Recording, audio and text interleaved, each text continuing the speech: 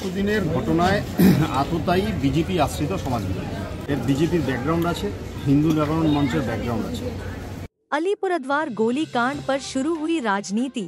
सौरभ चक्रवर्ती का दावा, हिंदू जागरण मंच बाहर से हथियारबंद उपद्रवियों को राज्य में लाकर अशांति फैलाने का प्रयास कर रही है। अलीपुरद्वार गोलीबारी में 3 दिन बाद भी घटना में शामिल 2 अपराधी अभी भी लापता है। इसको लेकर पूर्व तृणमूल विधायक सौरभ चक्रवर्ती ने दावा किया है कि हिंदू जागरण मंच बाहर से हथियारबंद उपद्रवियों को राज्य में ला रहा है। सौरभ के इस बयान पर हिंदू जागरण मंच ने कड़ा विरोध जताया है। ज्ञात हो कि मंगलवार की रात अलीपुरद्वार शहर के यौनपल्ली रेड लाइट में गोलीबारी की घटना घटी थी, जिसमें बाइक पर आए 3 बदमाशों में से एक ने समाजपाड़ा इलाके की रहने वाली कौशल्या महतो पर सामने से हमला कर उसकी हत्या कर दी थी। उसे भागते समय स्थानीय लोगों ने पकड़ लिया और पिटाई की, जिससे उसकी मौत हो गई। इधर सूत्रों के मुताबिक गुरुवार तक अलीपुरद्वार जिला पुलिस बाइक सवार दोनों बदमाशों का पता नहीं लगा सकी है। दूसरी ओर अलीपुरद्वार के पूर्व विधायक सौरभ चक्रवर्ती गुरुवार को गोलीबारी की घटना में मारी गई कौशल्या महतो के आवास पर गए थे। मंगलवार की घटना को लेकर उन्होंने सीधे तौर पर इस घटना के पीछे बीजेपी और हिंदू जागरण मंच का हाथ होने का दावा किया है।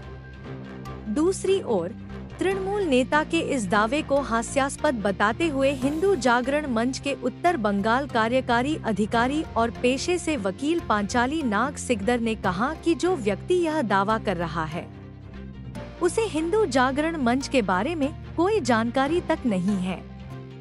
उन्होंने कहा क्योंकि हिंदू जागरण मंच एक गैर राजनीतिक मंच है, जिसका एकमात्र उद्देश्य हिंदू संस्कृति, हिंदू समाज के कल्याण के लिए काम करना है। उन्होंने कहा कि दरअसल वह राजनीति करते हैं, इसलिए बिना कुछ जाने समझे टिप्पणी कर रहे हैं। उन्होंने यह भी कहा कि बांग्लादेश की मौजूदा अस्थिरता इस वक्त हमारे लिए सबसे बड़ी चिंता का विषय है। पुलिस को यह देखना चाहिए कि गोलीबारी की घटना में कौन शामिल है। কুচবিহার জেলা থেকে বারবার আমাদের আলিপুরদুয়ারে বাইরের জেলা থেকে আর্মস অ্যামুনিশন নিয়ে এসে দুষ্কৃতিকারীরা আক্রমণ করেছে। এর আগেও আমাদের নির্বাচনের সময় একই ঘটনা করেছিল, আর্মস অ্যামুনিশন নিয়ে আক্রমণ করেছিল। লোকসভা নির্বাচনের সময়তেও বিভিন্ন বুথে এরা এই বাহিনীরই বিজেপি, হিন্দু জাগরণ এবং এদের যে বিভিন্ন বাহিনী এরা সবসময় ঘটনাগুলো করে। ঠিক আছে, এখন মানে মানুষের ওপর আক্রমণ চালাচ্ছে, মানুষকে হত্যা করছে। আমরা তীব্র প্রতিবাদ জানাচ্ছি। গোটাটাই পরিকল্পিত এবং বাইরে থেকে পুরো অপারেশন করা হয়েছে। মূল যারা আছে তাদের নিশ্চয়ই পুলিশ খুঁজে বার করে গ্রেফতার করবে। প্রথমত বলি, ওনার হিন্দু জাগরণ মঞ্চ এবং বিজেপি দুটো যে একদম সাংগঠনিকভাবে আলাদা এই সম্পর্কে ওনার কোনো ধারণা নেই। হিন্দু জাগরণ মঞ্চ হিন্দু সমাজের স্বার্থে কাজ করে।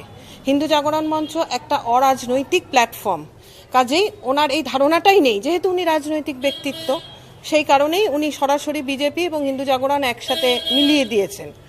আর দ্বিতীয়ত বলি, হিন্দু জাগরণ মঞ্চ হিন্দু সমাজের উন্নতির কল্পে কাজ করে, কিন্তু সমাজে কোনো রকমভাবে কোনো ক্রিমিনাল অ্যাক্টিভিটিতে তারা কোনোদিন যুক্ত হয় না এবং তারা আর্মস অ্যামুনেশন কোনোদিনও ঢুকিয়ে কোনো জায়গার শান্তি বিঘ্নিত করে না। বরং আলিপুরদুয়ারে বর্তমানে আমাদের হিন্দু জাগরণ মঞ্চের যারা কার্যকর্তা সদস্য আছে তাদেরই প্রতি পদক্ষেপে বাধা সৃষ্টি করছেন এই রাজনৈতিক দলের কর্মীবৃন্দরা, যার জন্য সেখানে আমাদের হিন্দু স্বার্থ বিঘ্নিত হচ্ছে। এই ব্যাপারে আমরা যেহেতু উদ্বিগ্ন এবং সর্বোপরি বলবো, হয়তো হিন্দু জাগরণ মঞ্চ একটা উল্লেখযোগ্য জায়গায় এগিয়ে যাচ্ছে, সেটাই হয়তো ওনার ঈর্ষার কারণ। এ কারণেই উনি একটা মিথ্যে অভিযোগ দিচ্ছেন। এই ঘটনার পেছনে বাংলাদেশের কথা উনি বলছেন। বাংলাদেশে যে পরিস্থিতি তৈরি হয়েছে, এই অবস্থায় আর্মস কিন্তু ঢুকতে শুরু করছে আলিপুরদুয়ারে। পুলিশ কিন্তু এখন পর্যন্ত কোনো ভূমিকা নেই। এর আগের ঘটনা তো পুলিশ কাউকে ধরতে পারেনি। পুলিশের ভূমিকা নিয়ে কি বলবেন? এদিকে বাংলাদেশের কথা উনি বলছেন।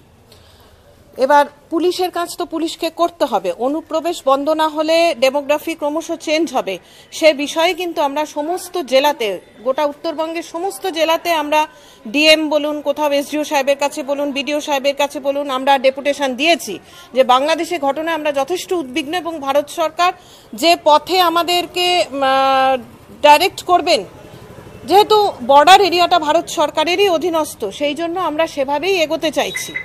এবার যদি আর্মস ঢুকে থাকে কোনো চোরা পথে, সেটার জন্য তো আমরা দায়ী নই বা আমাদের সংগঠনে কোনো কর্মীও দায়ী নেই, দায়ী তো পুলিশ। তাহলে পুলিশ সেই জায়গাটা ব্যবস্থা নিক, তাহলেই তো আসল তথ্যটা বেরিয়ে আসবে কারা এখানে আর্মস সাপ্লাই করছে। পশ্চিমবঙ্গ সরকারের যে ভূমিকা, তাতে আপনারা কতটা সন্তুষ্ট? পশ্চিমবঙ্গ সরকারের পুলিশের ভূমিকায় আমরা সন্তুষ্ট নই, তবে কিছু কিছু ক্ষেত্রে দেখা যাচ্ছে যে পুলিশরাও আমাদের সাথে সহযোগিতা করছেন। যেরকম আমি আমার ব্যক্তিগত অভিজ্ঞতার থেকে বলি, আমরা যখন জলপাইগুড়ি শহরে ডেপুটেশন দিতে গিয়েছিলাম জেলা শাসকের কাছে, তখন কিন্তু পুলিশ আমাদের যথেষ্ট প্রোটেকশন দিয়ে নিয়ে গেছেন। তা আমার আবেদন পুলিশ প্রশাসনের কাছে, তারা তো প্রশাসনিক ব্যক্তিত্ব, তারা কোনো যাতে রাজনৈতিক ছত্রছায়ায় না এসে দেশের স্বার্থকে সর্বোচ্চ প্রায়োরিটি দেয়, এটাই আমার তাদের প্রতি বার্তা।